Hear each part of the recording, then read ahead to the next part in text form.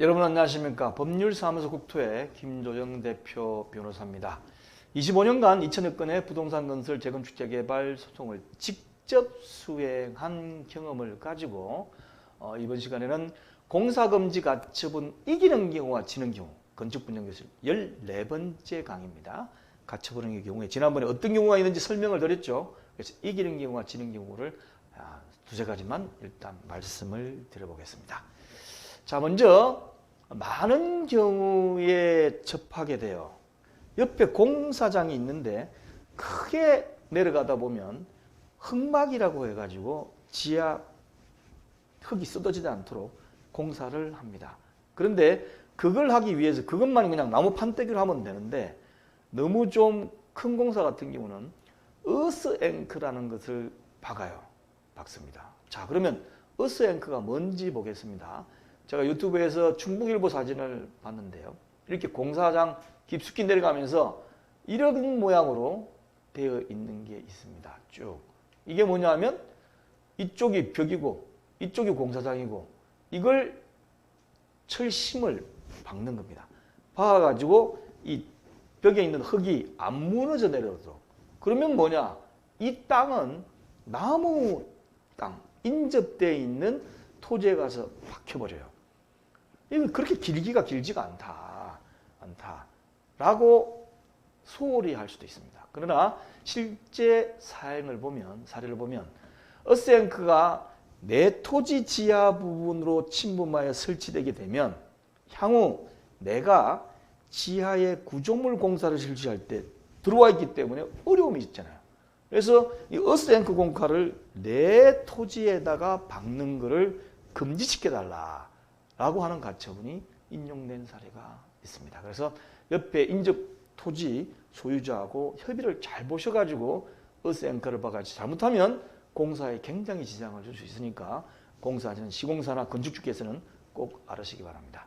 그 다음 두 번째, 많은 경우에 공사금지 가처분이 인용되고 있는 게 또 일조권 침해를 원인으로 한 공사금지 가처분입니다. 이건 뭐냐면 인적 건물의 신축 공사로 인해 가지고 주변 건물로 일조권 침해가 참아야 되는 수위 난도를 초과해서 침해가 되는 경우가 있어요. 가만히 잘 살고 있는데 옆에서 신축 공사를 하느라고 건물이 올라가. 안 그래도 그것 때문에 소리 때문에 시끄러워 죽겠는데 이게 올라감으로써 남쪽에 있는 햇빛이 들어오는 걸 막아버려. 그러면 내 거실과 내 방이 햇빛이 잘 들어오다가 안 들어오는 거예요. 그러면 이게 어떻게 되느냐? 그럼 뭐 피해 보상 좀 해주면 되지. 절대 안 됩니다. 절대 안 됩니다. 이거는 일단 내 집에 인접 건물 공사를 인해 가지고 햇빛이 안 들어온다고 해서 그 공사 전체에 대한 공사 금지 안 내려져요. 나하고 영향 있는 부분만 내려집니다. 어떤 사람 와가지고 저 인접 건물의 공사 전체를 금지시켜 가지고 얘네들이 공사를 중지당하게 되면 똥줄이 닳다니까 그 다음에 나한테 와가지고 합의를 뭐 수억을 주고 할 것이다. 좀 해주십시오. 라고 하는데 나한테 영향 있는 부분만 공사가 중지됩니다. 그래서 일반적으로 어떻게 하냐면 감정인의 감정을 통해 가지고 내 집에 햇빛이 안 들어오는 부분이 신축 건물의 몇 층 이상 올라가는 공사 때문에 그렇다. 예를 들면 7층을 초과하는 공사를 금지 내지 중지해달라. 이거는 굉장히 인용이 많이 됩니다. 제가 이걸 가지고 옆에 있는 한 집, 한 세대의 일조권 침해를 원인으로 옆에 있는 건물 청구를 중지시켰어요. 다른 것도 중지시켰어요. 대법원까지 올라가서 똑같은 결과로 공사가 중지됩니다. 그리고 제가 또 조합적 일을 하다 보니까 조합적 일에서 그렇게 공사 들어오는 것도 막았어요. 막는 경우도 있습니다. 저만의 비법으로 일조권 침해라는 공사 중지 가처분 들어오면 막는 거죠. 막고 그 다음에 합의를 유도한다든지 이렇게 사례가 많이 있습니다. 그래서 일조권 침해를 우리가 공사금지 가처분인 경우는 꼭 저하고 상담을 해주시고요. 그 다음에 또 하나의 사례를 보면 토지 수용 당하는 분이 많죠. 토지 수용 당하는 분이 많은데 어떤 분 같은 경우는 토지 수용을 당해가지고 국가가 공사를 하고 있다든지 이렇게 하고 있는데 토지 수용 절차가 무효예요. 절차가 뭔가 하자가 있어가지고 무효니까 이 공사를 중지시켜달라 라고 했습니다. 무효니까 중지시켜야 될 거 아니냐 쉽게 생각하는데 법원은 달리 판단하는 경우도 있습니다. 왜냐하면 설령 토지 수용 절차가 잘못되었다 하더라도 국가가 새로운 토지 수용 절차를 진행하여 이를 다시 수용할 것이다. 잘못되면 고쳐가 또 할 것이다.